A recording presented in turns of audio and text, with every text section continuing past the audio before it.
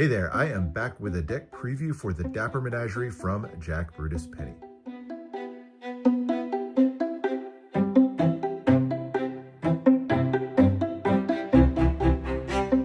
Most people don't recognize the name Cassius Marcellus Coolidge, but almost everyone knows his paintings.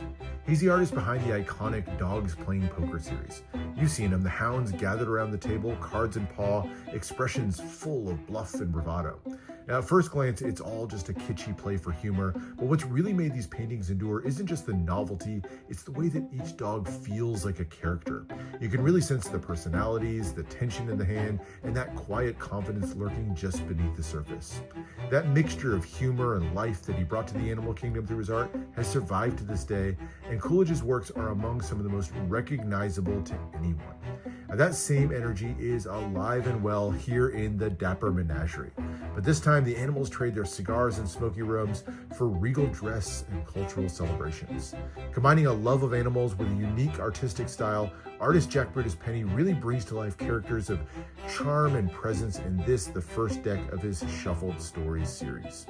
I'm excited to have a chance to give you a full look at both prototype versions of the deck today, and if you like it, don't forget to back the Kickstarter. There's only a few days left, and I'll leave a link down in the description. You're not going to want to miss it.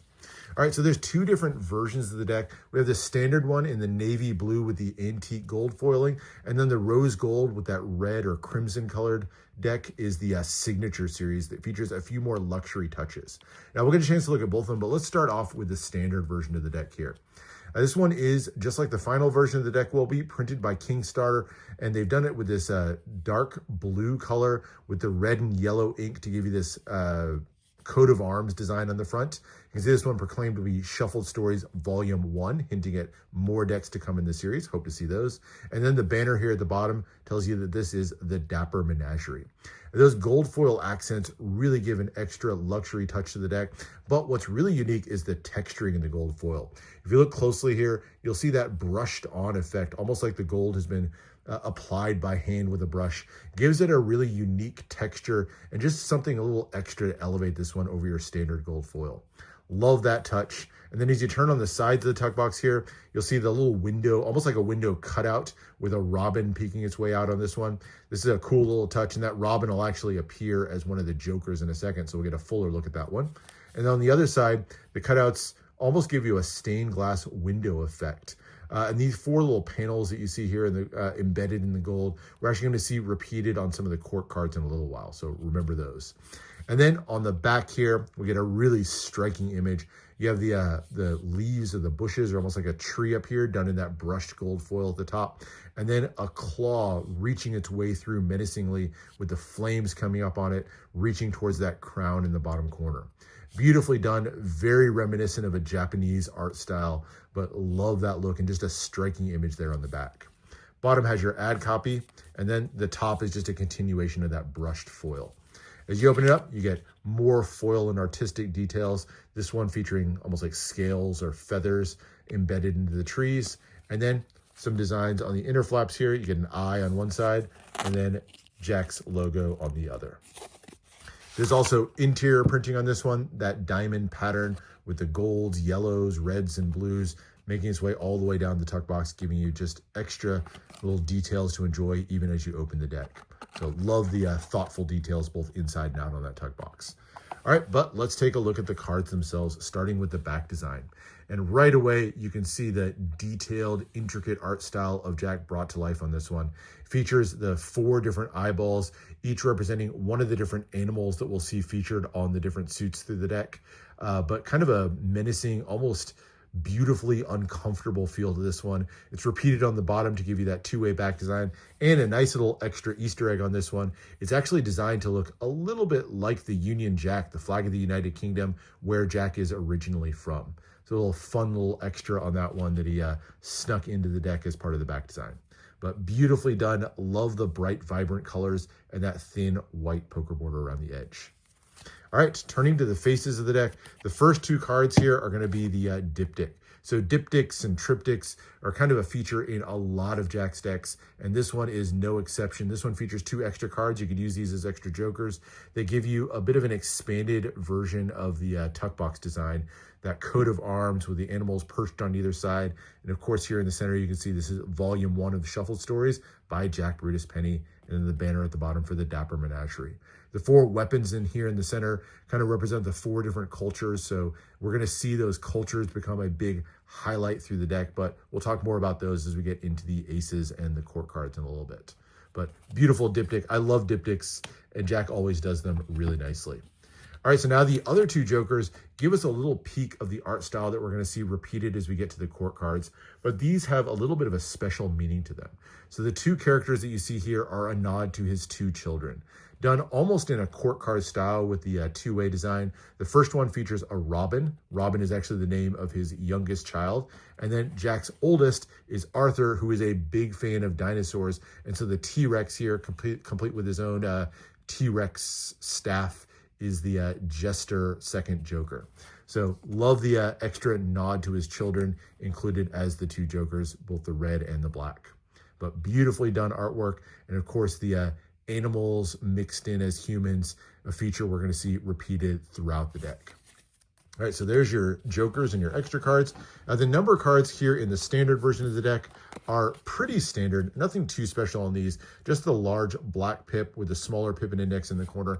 Now, as we get to the signature series version of the deck, we're going to see that really brought up to another level. But here, the deck is kept much more readable, more suitable for a regular poker game or something like that. And that's something else that Jack really wanted to do through this deck. It's definitely not a standard deck, but by Jack's standards, this is far closer to a regular standard bicycle deck of cards than he usually makes.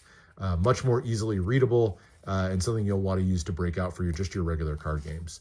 But everything done in a classic layout to the pips and then a standard design to them that'll be familiar to anybody. So there's your number cards, but the aces and the court cards are really where the story is brought to life on this one. So this entire deck is a bit of a nod back to Jack's very first deck, Culturae Animalis. Now in that deck, which is to this day one of my favorite decks ever, he really dives into different animals and different cultures of the world. So in that one, each suit is represented by an animal and by a culture of the world, and he brings those exact same animals and cultures forward to this deck, but put into a more standard layout that makes this one an easier to use, easier to read deck than some of his previous ones. Now the aces here, or the spade pips here, are going to be a nod to medieval Europe. And so on the ace of spades here, the power ace of the deck, in addition to the ad copy, you'll see the large spade pip with the feathers and fur around it. And then in the center, the crossed pikes. The pike's a classic weapon in medieval Europe. And then as you go into the court cards, the animal of choice on these is the rabbit. And they're all done in quasi-classic British royalty sort of style. Very similar design elements. You'll see little touches of what you might find in a bicycle deck of cards, but really brought to an all new level of detail. And of course, given that hand-drawn art style that Jack's so well known for. Beautifully done with the two-way quartz. Love the look on these. It's a very fun, whimsical look overall. So there's your spade pips. Then we go to the diamonds, and the diamonds take a turn to Japan, specifically the Edo period in Japan. And so the weapon of choice here, in addition to that sash, is the katanas that you see crossed in the middle. And then the animal of choice on these is the cat. And the cats, in addition to being a nod to Culturae Animalis, are also the same cats that we'll see featured in the Nazo decks that Jack's also done. So love the nods to previous designs that are brought forward into this latest of his decks. But this one, love the look of the cats. This one here holding a katana, for example. And you can see, of course, the elements of Japanese dress and weaponry brought in to give these that extra little bit of authenticity, I guess you would say. But love the cats. This is probably my favorite suit of the deck for what it's worth. All right, then we go to the clubs, and the clubs are a nod to the native tribes around the world. So a few of the ones he said inspired him were the Ainu of Japan, the Maasai of the African Great Lakes, or even the Maori of New Zealand. And so in this one, you'll see a more primitive weapon. The handmade spear is crossed there in the middle, and then those same extra little elements around. That little design in the back, even reminiscent of some of the tattoos you might see on some of those native tribes. On these, the dogs are the animal of choice, and so you can see that the dogs are transformed with traditional dress and weaponry of some of those native cultures. Beautiful looking cards overall. The Dalmatian for me, the spotted Dalmatian there in the center is really the standout card of this suit. Love that one. And it's actually, for me, harkens to mind one of the most memorable cards from the Culture Animalis deck as well. But beautiful looking. I also like the Bulldog there, the King of Clubs. So really cool. And then the final suit here is the Hearts, and the Hearts go to the Arabic and Ottoman empires. And so for this one, you'll see those scimitars crossed in the middle, those beautiful curved blades, which kind of nicely line up with the curves of the heart pip there in the center. And the court cards do not disappoint, this time bringing birds to life. Love the parrot and the peacock. Both look fantastic on this one. And then, of course, the dress and the weaponry. You'll see the curved blade there. And then the even the patterns on the dress, all reminiscent of those Arabic empires. But another beautiful set of court cards there overall. Love the different looks at different cultures all the way throughout. Really just brought to life in a bright, vibrant deck, but one that's still just as easily usable if you wanted to take a use of this one for poker or something like that. But we also have the even more elevated signature series version of the deck. So let's get a quick look at this one and what's different about this one. Now, of course, you'll see the differences in color. This one features rose gold, beautiful color to this one, matches great with that red. And then small difference on the back design. So you get that same claw reaching through, but you'll notice this time ripping through the seal here, which kind of proclaims this signature series. Great way to label this one as a signature series, but kind of work it into the artwork on this one. But otherwise, a lot of the same design elements that we saw on the standard version of the deck, and even the same back designs and artwork, but everything this time is amped up with lots of foil all the way through, starting, of course, with some beautiful gilding. And not just any gilding, just like the foil, this one's done with that brushed on pattern. Gives it such a distinctive look. I'm not sure that I've seen many decks use this type of gilding, but I love that texturing. So there's the extra gilding you get on this one, same back design, but then all of the cards themselves also feature hits of foil throughout. So as you flip through it, you'll see each one of them is accented all over the place with extra foil there on the sides. The pips on the jokers here have foil hits as well. Just gives everything that very elevated feel. Same thing as you go through the court cards as well. The designs running down the side and then little accents throughout. Just gives this one such a vibrant feel. And the number cards, I think, are truly brought to life. Where I said the originals on the standard version had what I would call standard numbers, nothing special on them.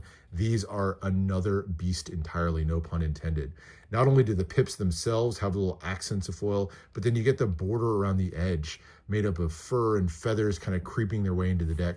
And a nice little touch, if you flip through the deck from the 2 all the way to the 10, you'll see the fur and feathers gradually just overgrow through the deck. So you'll see it starts fairly tame on the 2 of diamonds, but then as you build up more and more and more details to by the time you get to the 10, it's almost completely overrun with those details. Beautifully done overall. And those foil accents, I love this on the ace of diamonds there, the little wisps of fur or whatever that are kind of fluttering their way all the way around. But really just brings this entire deck to the next level. A luxury experience on this one that gives you a whole other set of details to enjoy compared to the original. Both fantastic decks in my mind. Obviously, this one's going to be a little bit easier, maybe less distracting if you want to use it for poker. But if you really want that extra experience, the signature edition is where it's at. Now, personally, I'm backing for both versions of the deck. Would suggest you consider the same. It's going to be a fantastic finished product and can't wait to see how this one turns out in the final product. But like I said, this one is funding on Kickstarter now, and there's only a couple days left. So in that last run up, if you haven't backed this one or if you've been on the fence, make sure to go check out the link in the description and consider backing this deck for yourself. Jack is a phenomenal artist, does some of the most unique decks anywhere. And if you want to find out more about his artwork, also check out his Patreon. Lots more that goes into the depth of his stories and the depth of the inspiration behind his decks, which for me is something that is just a standout in any deck. I love finding out more about the inspiration and everything behind the artwork. And nobody out there does it better than Jack. So hope you enjoyed this preview. Hope you consider backing the deck on Kickstarter. And make sure to subscribe for more deck reviews and unboxings in the future. That's it for now. And I'll see you for the next one.